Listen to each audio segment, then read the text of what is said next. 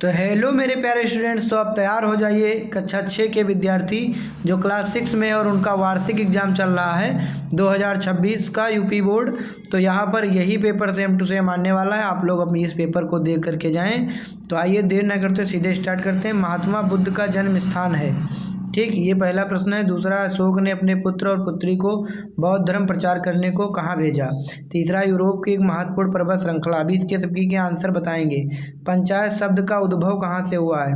रिक्त स्थानों की पूर्ति करना है यहाँ पर, और ये प्रश्न दिए हैं, इनके प्रश्न उत्तर लिखने हैं और यहाँ पर सही गलत दिया हुआ है, और फिर यहाँ पर दिया है आपका विस्तार से प्रश्न उत्तर लिखने के लिए। तो चलिए देर ना करते हुए शुरू करते हैं सीधे।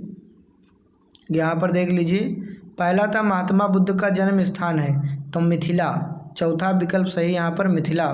मिथिला कहाँ है यहाँ पर, वैसे तो नोट विकल्प के अनुसार यहाँ लुम्बिनी होना चाहिए था जो कि नेपाल में है, लेकिन दिए गए विकल्पों में मिथिला ही सबसे निकट बैठता है, तो मिथिला इसका राइट आंसर हो जाएगा। अगला, अशोक ने अपने पुत्र और पुत्री को बौद्ध धर्म का प्रचार करने कहाँ भेजा था। श्रीलंका में भेजा था। यूरोप की एक महत्वपूर्ण पर्वत श्रृंखला है आल्प्स।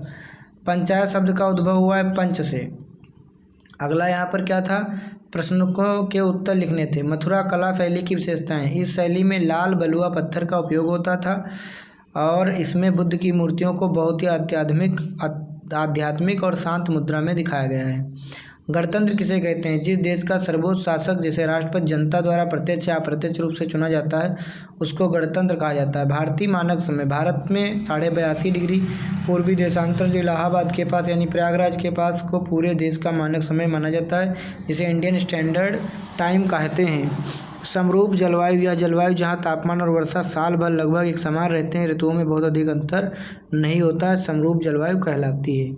सही गलत के आगे टिक लगाना है। उदयनाचार्य बौद्ध भिक्षु थे, गलत, वे एक दार्शनिक थे। पाटलिपुत्र मौर्य साम्राज्य की राजधानी थी, बिल्कुल सही, पटना मौर्य साम्राज्य की राजधानी थी। बिहार। भारत एक नवीन देश है, गलत। भारत एक प्राचीन सभ्यता हालांकि आधुनिक राष्ट्र के रूप में नया है। खजूर का वृक्ष सदाबहार वन में पाया जाता है, गलत, यह मरुस्थलीय क्षेत्रों में पाया जाता है।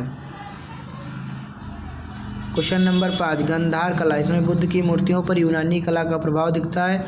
बुद्ध के बाल घुंघराले और कपड़े सिलवटों वाले दिखाए गए हैं। गुप्त शासकों की उत्पत्ति। गुप्त वंश की स्थापना श्रीगुप्त ने की थी।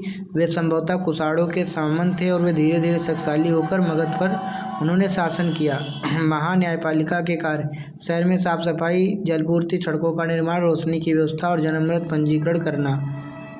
पठारी क्षेत्रों का आर्थिक महत्व। पठार खनिजों जैसे कोयला लोहा के भंडार होते हैं, जहाँ यहाँ जलप्रपात होते हैं जिनसे बिजली बनाई जाती है, और लावा पठार खेती काली मिट्टी के लिए अच्छे होते हैं।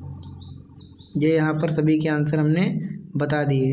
तो ये पेपर अपना देखो 5 मिनट में ही सारा कुछ, 3 मिनट में ही पेपर आपका सॉल्व करा दिया। आप सभी लोग देख के जाइए। धन्यवाद।